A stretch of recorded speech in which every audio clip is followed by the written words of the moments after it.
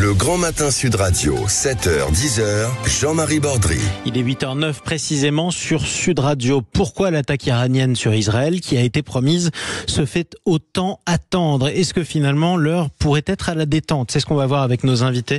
Dans un instant, le grand reporter Emmanuel Razavi et tout de suite David Rigoulet-Rose. Bonjour.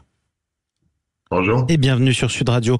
Chercheur associé à l'Institut des Relations Internationales et Stratégiques, CELIRIS, vous êtes spécialiste du Proche-Orient. Pour commencer, David Rigoulet-Rose, cette surprise, on craignait une attaque iranienne, pourquoi pas sur Israël, dans la nuit de jeudi à vendredi, et finalement on apprend qu'Israël est prêt à reprendre les pourparlers pour des négociations vers un cessez-le-feu à Gaza d'ici le 15 août. Est-ce que ça veut dire que finalement l'heure est à la détente ou pas du tout? Détente, c'est pas forcément le mot le plus adapté, mais en tout cas, il y a incontestablement une prise de conscience du risque maximal qui prévaut dans la région, et les pressions, et notamment les pressions américaines, sont énormes pour éviter justement que ça débouche sur une déflagration régionale. Les contacts n'ont pas été rompus avec Téhéran. Pression sur qui, David Rigoulet-Rose? Sur tous les acteurs.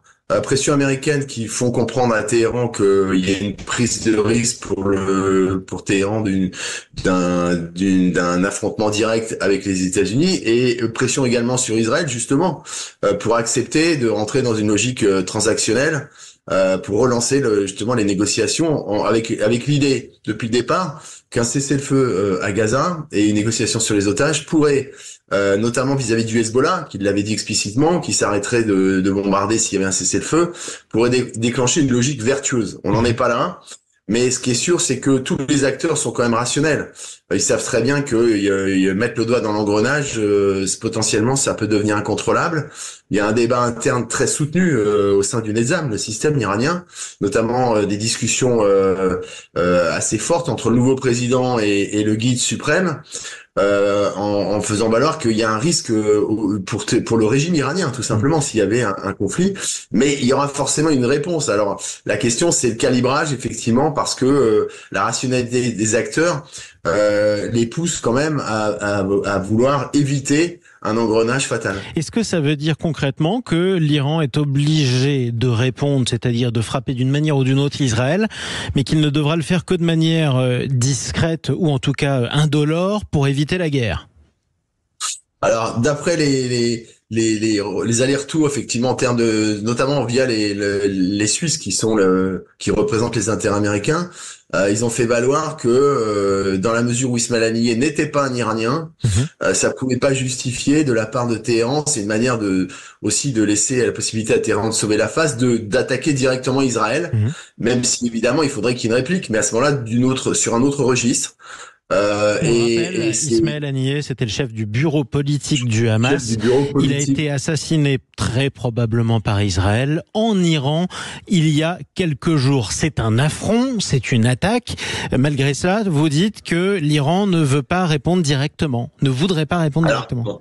Pour l'instant, la décision n'est pas tranchée, mais effectivement, il y a un débat pour savoir s'il faudrait pas plutôt frapper le Mossad ou ceux qui seraient à l'origine, évidemment, de cette opération, et pour éviter justement une frappe directe contre Israël qui entraînerait un soutien américain avec évidemment les attendus très incertains que ça soulève pour Téhéran. Donc, mais de toute façon, il y aura quelque chose parce que on a vu les déclarations aussi d'Hassan Nasrallah en disant qu'il y aurait une réponse quelles que soient les conséquences. Ouais. Ce sont des éléments de langage parce que Nasrallah tient compte aussi des intérêts iraniens.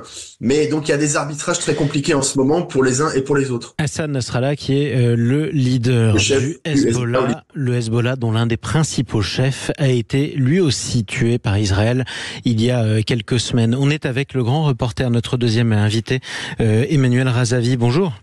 Bonjour, merci de me recevoir. Bienvenue à vous sur Sud Radio. Vous êtes franco-iranien, spécialiste également du Moyen-Orient et auteur de ce livre « La face cachée des mollahs ». C'est publié aux éditions du CERF. Est-ce que les mollahs, pour résumer le régime à cette expression, est-ce qu'ils ont peur d'attaquer Israël ? Alors écoutez, je discutais il y a quelques jours avec un proche, un Iranien proche du régime, des mollahs justement, qui me disait que attaquer Israël risquait de les mettre dans une position qui allait les conduire à un conflit en fait ouvert avec l'État hébreu et qu'ils n'en avaient pas les moyens. En clair, en fait, ils disent qu'ils ont à peu près 6 à 8 semaines, si vous voulez, de capacité en fait militaire en cas de conflit ouvert contre Israël. Donc je pense qu'aujourd'hui, si vous voulez, ils temporisent, on le voit bien. Ils font tout pour éviter en fait le conflit ouvert, tout simplement parce que ça mettrait de toute façon le régime iranien, je pense, encore plus à genoux qu'il ne l'est, parce qu'il faut se rendre compte qu'aujourd'hui, la République islamique d'Iran, c'est un pays qui est confronté, c'est un État qui est confronté à plusieurs crises. Il y a la crise évidemment liée à la révolte populaire depuis près de 2 ans. Il y a une crise économique qui est sans précédent. On parle quand même de plus de 40% en fait d'inflation. Vous avez un Iranien sur 2 qui vit en dessous du seuil de pauvreté, et puis vous avez en fait une crise, qui est une crise environnementale aussi sans précédent, parce que vous avez 2/3 du territoire iranien en fait qui n'a quasiment plus accès en fait à l'eau potable. Donc tout ça montre quand même un pays qui est en train en fait de faire face à une sorte d'asphyxie et qui a quand même pas les moyens de rentrer dans un conflit qui est un conflit global. Il faut cela dit toujours être prudent, parce que vous avez autour du guide suprême l'ayatollah Ali Khamenei des gens aujourd'hui qu'on appelle les khomeïnistes, qui sont des gens qui sont des partisans aussi de ce qu'on appelle le djihad, de ce qu'ils appellent en fait la le ligne djihad dure. mondial.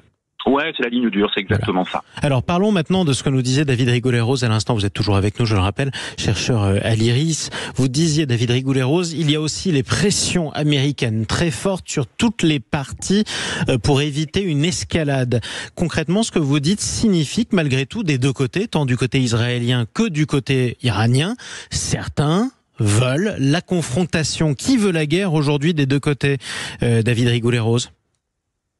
En Iran, il y a dans l'entourage du guide, il y a effectivement une faction ultra radicale, notamment il y a un parti qui s'appelle le parti Païdari, qui est même qui a une vision quasiment messianiste, et puis il y a le corps des gardiens de la révolution qui est dans une logique très intransigeante. Donc il y a au sein du système iranien, il y a des jeux de pression très forts qui fait que il y a un principe d'incertitude. C'est de toute façon, c'est le guide qui est suprême qui décide au final, Oui. dans tout état de cause. Ça, c'est pour les faucons iraniens, du côté israélien. Oui, les faucons iraniens, alors qui sont soit effectivement les pasdaran, le Sepa, c'est-à-dire les gardiens de la révolution, soit effectivement des factions politiques ultra radicales qui poussent éventuellement un affrontement. Ce que ne souhaite pas le guide suprême, parce que lui, il arbitre ce qu'il estime être l'intérêt de l'Iran. Et puis du côté israélien, c'est la même chose. En réalité, il y a un effet miroir. Il y a aussi des faucons, notamment des ministres comme Smotrich et Ben-Gvir, qui sont d'extrême droite, qui poussent, qui sont pour l'invasion du Liban de manière quasiment immédiate, qui sont pour la colonisation massive de la Cisjordanie, et donc qui sont des bouts de feu d'une certaine manière. Et Netanyahou est aussi un peu comme le guide je parlais d'effet miroir, comme le guide suprême de l'autre côté, il est obligé d'arbitrer effectivement des logiques contradictoires en tenant compte évidemment de manière en surplomb de ces immenses pressions américaines. Sauf qu'il a déjà arbitré en décidant l'exécution d'une part d'Haniyeh en Iran et d'autre part du chef du Hezbollah. Est-ce que ça veut dire quand même que Benyamin Netanyahou veut la confrontation ? Certains le disent évidemment. Il y a une logique complotiste qui laisse entendre que finalement, pour sauver son avenir politique qui est sombre, c'est le moins qu'on puisse dire, s'il devait rendre des comptes à l'issue d'un conflit, mais en même temps, la logique de conflictuelle se résume pas à sa personne. Il y a des enjeux nationaux pour Israël. Donc il y a des tensions, des contradictions, des arbitrages. On le voit avec les services de renseignement, justement, qui sont très critiques à l'endroit de Netanyahou, mais qui sont aussi qui considèrent aussi qu'il y a des nécessités sécuritaires et stratégiques. Et pour vous, c'est plutôt complotiste en tout cas, donc c'est faux de penser que Benyamin Netanyahou voudrait la guerre à tout prix. C'est difficile de trancher de manière unilatérale, même si évidemment la gestion personnelle de la guerre peut pour certains induire effectivement ce type d'interprétation. Emmanuel Razavi, on a parlé du camp de la guerre du côté de l'Iran, du côté d'Israël. Est-ce qu'il y a un camp de la guerre pour vous ? Écoutez, je pense qu'il y a un camp de la guerre en fait des deux côtés. Je rejoins vraiment en fait David. Je pense qu'il vous a donné en fait une très bonne analyse parce que c'est vraiment celle qu'on peut constater en fait sur le terrain. Moi, je suis beaucoup en fait sur le terrain. En Israël aujourd'hui, en fait, vous avez deux tendances, un peu comme en Iran. Vous avez une tendance aujourd'hui qui veut éviter en fait l'embrasement à tout prix, tout en faisant quand même la chasse aux responsables en fait du Hamas qui ont perpétré le massacre du 7 octobre. Du 7 octobre. D'accord. L'un en fait n'exclut clairement pas l'autre. Et puis de toute façon, les Israéliens ont promis qu'ils abattraient en fait les chefs du Hamas et du djihad islamique en fait qui avaient commandité ou qui s'étaient joints en tout cas à ce massacre terroriste du 7 octobre. Donc ça en fait aujourd'hui c'est une réalité. De l'autre côté, en Iran, on a parlé effectivement des factions en fait qui étaient les plus dures. Effectivement, comme l'a dit David, au sein des gardiens de la Révolution. Alors, attendu qu'au sein des gardiens de la Révolution, il y a quand même, on le voit depuis le mois de mars dernier, il y a des dissensions, notamment en fait générationnelles. Les plus jeunes en fait des officiers des gardiens de la Révolution, ils n'ont pas envie de se lancer en fait dans un conflit, contrairement à leurs aînés. Et il faut comprendre d'où ça vient, c'est que l'Iran est traversé par une rupture à la fois sociologique et générationnelle. Très clairement, la moyenne d'âge en Iran est 32 ans, si vous voulez, et on voit bien que les jeunes Iraniens qui ont manifesté depuis 2 ans, ils ont envie plutôt en fait d'une relation apaisée en fait avec Israël, contrairement en fait au régime. Après, le danger, c'est les gens qu'il y a autour de Ali Khamenei, notamment au sein de la nouvelle assemblée, qui sont pour le coup en fait des idéologues pur et dur, qui ressemblent assez, pour certains d'entre eux, à ceux qui entouraient l'ayatollah Khomeini en 1979, quand il a pris le pouvoir, en fait, en Iran, et qui sont très dangereux, parce qu'ils pourraient, effectivement, au nom de cette espèce de messianisme dont parlait David, je le rejoins précisément sur ce point-là, conduire à un conflit, en fait, ouvert, sans forcément, en fait, que le guide suprême le veuille. Alors, quelle est la suite et quels sont les prochains scénarios? C'est ce qu'on va voir avec vous deux dans un instant. Restez avec nous, Emmanuel Razavi et David Rigoulet-Rose. À tout de suite sur Sud Radio. Sud Radio. Sud Radio. Parlons vrai. Parlons vrai. Sud Radio. Parlons vrai. .fr. Le Grand Matin Sud Radio, 7h, 10h, Jean-Marie Bordry. Il est 9h23 sur Sud Radio. Nous parlons de la guerre au Proche-Orient, ou du moins dans la bande de Gaza, puisque les combats continuent malgré tout, et du risque d'escalade entre Israël et l'Iran, avec nos deux invités, David Rigoulet-Rose, et Emmanuel Razavi. Avant ça, 0826 300 300, la parole à Serge, depuis la Seine-Saint-Denis. Bonjour mon cher Serge. Oui, bonjour. Bienvenue sur Sud Radio. Oui, bonjour. Oui, j'avais une question à vous poser justement, qui était importante, si ça vous convient. Parce que c'est toujours difficile pour nous qui ne sommes pas des spécialistes de faire des pronostics ou alors des scénarios. En revanche, que doit dire la France et quelle doit être la position de la France face à cette guerre pour vous, Serge? Alors ça, c'est une bonne question. Mais c'est un peu compliqué parce que la France est un peu comme l'Iran, c'est-à-dire qu'elle a, c'est compliqué. Vous avez un terme qui va vous dire j'y vais pas, parce que Emmanuel Macron veut pas des problèmes dans la rue et surtout pendant les JO, avec des manifestations pro-palestiniennes, etc. Et d'un autre côté, quand il y a eu des scuds qui ont été, des roquettes, des missiles qui ont été envoyés contre Israël, alors la France était en Jordanie et a un peu aidé. Oui, c'est vrai. On peut rappeler ce qui s'est passé, c'était en avril dernier. L'Iran avait lancé plusieurs centaines de drones sur Israël. Ils avaient mis des heures et des heures à arriver. Certains avaient survolé les bases militaires françaises, notamment en Jordanie. Du coup, l'armée française en avait abattu quelques-uns. Bon, il faut refaire la même chose si le même scénario se reproduit ou pas pour vous? Moi, je pense que c'est comme ça que ça va se passer. Mais j'ai entendu votre intervenant, je sais plus lequel, qui disait que les jeunes Iraniens... sont un peu fatigués de tout ça. Oui. Ils se sentent pas concernés. Oui. Les Libanais non plus. On a entendu beaucoup à un certain moment d'anciens ministres libanais qui disaient c'est bon, la guerre avec Israël, ça nous ramène rien, on n'y gagne rien, les Iraniens n'y gagnent rien non plus, sinon de montrer des muscles. Et encore, ils vont pas trop les montrer parce qu'ils ont peur que les Américains à l'aube des présidentielles américaines veulent aussi montrer leurs muscles. Et donc je pense que, comme disait un intervenant, ils vont répondre, mais pas trop. Merci beaucoup, Serge. depuis la Seine-Saint-Denis. En tout cas, pour votre prise de parole au 0826 300 300. Vous écoutez Sud Radio sur le 99.9 FM, comme dans toute l'île de France. C'est intéressant ce que nous dit Serge. Il rebondissait sur ce que vous disiez, justement, Emmanuel Razavi. Cette génération d'Iraniens qui en a assez de la confrontation permanente qu'on peut retrouver ailleurs.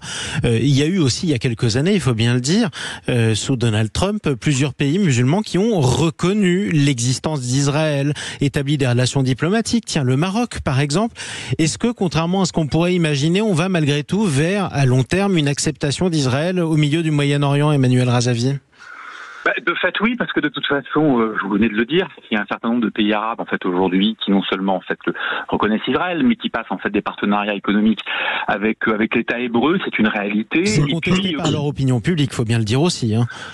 Oui, enfin ça pour moi, vous savez, il y a quand même, parlant de l'opinion en fait publique arabe en général, vous savez, moi je passe beaucoup de temps en fait au Proche et au Moyen-Orient, il y a quand même une réalité, c'est que ça reste quand même relativement à la marge les gens qui manifestent le poing levé, si vous voulez, pour aller détruire en fait Israël. Ça change parce qu'encore une fois, ce sont des pays qui se rajeunissent. Regardez, c'est intéressant de regarder la moyenne d'âge dans tous ces pays aujourd'hui. Il y a quelque chose, voilà, qui est en train en fait de changer. Pour revenir sur ce qui se passe à l'intérieur de l'Iran, ces jeunes Iraniens aujourd'hui, de toute façon, leur premier ennemi, c'est pas Israël, c'est la République islamique d'Iran. Je voudrais rappeler pour vos auditeurs une chose. Il y a un an, un peu plus d'un an, les Bassidji, vous savez, la milice civile qui dépend du corps des gardiens de la révolution iranien, a fait, à la demande du guide suprême Ali Khamenei, une étude pour savoir ce que pensaient les Iraniens. Ils ont fait un sondage. Ils ont fait un sondage, voilà. Les sondages officiellement sont interdits en fait en Iran. C'était une étude, voilà. Ils sont allés demander aux Iraniens. Cette étude qui vient du régime dit que 71% en fait des Iraniens ne veulent plus des mollahs. C'est ça la réalité en fait de l'Iran aujourd'hui. Et il me semble que les Occidentaux en général devraient quand même en prendre conscience. Je pense qu'ils ne le mesurent pas assez. C'est-à-dire que c'est un régime qui est affaibli pour toutes les raisons que j'ai évoquées tout à l'heure, mais aussi affaibli parce que sa propre population, majoritairement, ne veut plus de lui. Il y a bien sûr toujours les rentiers du régime qui le soutiennent, mais il représente quoi aujourd'hui ? À peine 20%. Voilà. C'est un changement d'époque, en d'autres termes, qui se profile. On en parle, avec David Rigoleros, qui est toujours avec nous. On parlait de l'acceptation d'Israël. Alors, ça peut paraître paradoxal quand on a vu toutes les manifestations, y compris en France, le déversement de propos antisémites un peu partout. Malgré tout, est-ce que la réelle politique va finir par s'imposer au Moyen-Orient, David Rigoleros ? Ouais, il y a souvent Emmanuel a raison quand il évoque effectivement la rupture générationnelle en Iran. Il y a des biais cognitifs de l'extérieur qui faussent un peu les visions. Il y a pas la jeunesse iranienne, elle est pro-occidentale, c'est le paradoxe. Le régime, il est farouchement anti-occidental, mais on va dire c'est une anomalie. Et d'ailleurs, je parlais d'effet miroir tout à l'heure. Très souvent, dans les pays arabes, c'est un peu l'inverse. C'est-à-dire que les régimes sont plutôt pro-occidentaux et la rue arabe, ce qu'on qualifie un peu abusivement parfois de rue arabe, plutôt anti-occidentale. Mais globalement, il y a une évolution quand même qui s'est faite. Vous évoquiez la dynamique des accords d'Abraham. De toute façon, cette dynamique, elle a été suspendue avec le 7 octobre, bien sûr, parce que les régimes arabes sont obligés de tenir compte de leurs opinions publiques. Mais en même temps, les impératifs stratégiques sous-jacents, qui sont pas uniquement économiques d'ailleurs, même si Emmanuel a raison d'évoquer la dimension économique, mais ils sont aussi stratégiques, c'est la peur de l'Iran. Et donc, sur le long terme, de toute façon, elle sera poursuivie. Et d'ailleurs, on le voit avec l'Arabie Saoudite, qui a suspendu, mais pas rompu, annulé ce processus. Et d'ailleurs, ça fait partie, on va dire, du logiciel américain d'intégration d'Israël dans son environnement régional, aussi pour faire face à ce qui est supposé être la menace iranienne. Donc, on voit que c'est très compliqué. C'est un peu un kaléidoscope, et il faut se garder des biais cognitifs visuels. Exactement. Alors parlons maintenant de ce qui pourrait se passer dans les jours qui viennent. Deux choses, l'un comme l'autre, vous êtes d'accord, il y aura quand même une riposte à un moment ou un autre, même si elle est symbolique iranienne. En revanche, on peut ou pas espérer l'arrivée à un cessez-le-feu dans la bande de Gaza. Emmanuel Razavi. Alors écoutez, moi je me refuse à jouer les devins, parce que dans cette région quand même qui est extrêmement complexe, il peut toujours se passer quelque chose, vous savez l'étincelle, la fameuse étincelle qui peut provoquer l'explosion. Il ne faut pas oublier aujourd'hui que ce qui se passe, si vous voulez, même dans la bande de Gaza, vous retrouvez le jeu quand même de l'Iran, même si les mollahs soutiennent un peu moins qu'il y a quelques mois le Hamas, ils sont quand même l'un de ses sponsors, l'un de ses parrain, si vous voulez. Donc ils ont tout intérêt à jouer la carte de la déstabilisation, en fait, encore, avec de l'autre côté, au sud Liban, l'autre proxy qui est le Hezbollah. Donc moi, pour le coup, je reste extrêmement prudent. Ce sur quoi, si vous voulez, aujourd'hui, il faut s'interroger à mon sens, et vous l'avez dit tout à l'heure, c'était très intéressant, vous avez fait allusion aux manifestations pro-palestiniennes qu'il pouvait y avoir en fait en Europe, notamment en France. Il faut comprendre que depuis en fait plusieurs mois, d'accord, la République islamique d'Iran a activé un certain nombre de ses agents d'influence, vous savez, qui travaillent pour la force Al-Quds. La force Al-Quds, je le dis pour vos auditeurs, c'est comment dire la force en charge des opérations extérieures du corps des gardiens de la Révolution, qui est spécialisé bien sûr dans tout ce qui est terrorisme, guerre asymétrique, mais aussi dans les jeux d'influence. Il y a un peu plus d'un mois, en France, pour illustrer mon propos, à Dijon, vous avez un dénommé Bachir Biazar, un ressortissant en fait iranien, qui a été arrêté et expulsé parce que justement il était un de ses agents d'influence. Il avait deux missions, c'était surveiller les opposants iraniens dans la région en fait de Dijon, mais aussi approcher en fait, si vous voulez, des organisations d'extrême gauche dans les milieux universitaires, si vous voulez. Et là où il faut pas être dupe, c'est que aujourd'hui la République islamique d'Iran, bien sûr qu'elle sème le verrou en fait au Proche ou au Moyen-Orient via ses proxys, mais aujourd'hui elle active aussi un certain nombre en fait de manifestations pro-palestiniennes dans plusieurs en fait pays d'Europe. C'est vrai en Allemagne, c'est vrai en Espagne, et donc c'est vrai en France, comme je viens de vous l'illustrer en fait à l'instant. Et c'est ce qui explique, à mon avis, de plus en plus une forme, si vous voulez, de lâcheté de la part en fait des diplomaties occidentales qui ont peur. Moi, quand j'ai fait l'enquête, mes enquêtes en fait pour Paris Match, pour mon livre La face cachée des mollahs, à plusieurs reprises, des spécialistes, si vous voulez, du renseignement m'ont dit en fait, on ne bouge pas. C'est pas parce qu'on n'a pas les moyens de bouger, c'est parce qu'on a peur, si vous voulez, du jeu d'influence des Iraniens en fait. On a peur en gros qu'ils déclenchent des manifestations ou des émeutes en France. Et plus loin, le terrorisme, de façon très claire, si vous voulez. Donc c'est ce qui explique la pusillanimité aussi en fait aujourd'hui des États, d'un certain nombre d'États en fait occidentaux. On pourrait parler de lâcheté, non, dans ces cas-là? Écoutez, moi, c'est ce que je dis très clairement, en fait, dans mon livre. En tout cas, ce sont des spécialistes du renseignement qui me le disent très précisément. Bien sûr, mais depuis 45 ans, la République islamique joue là-dessus.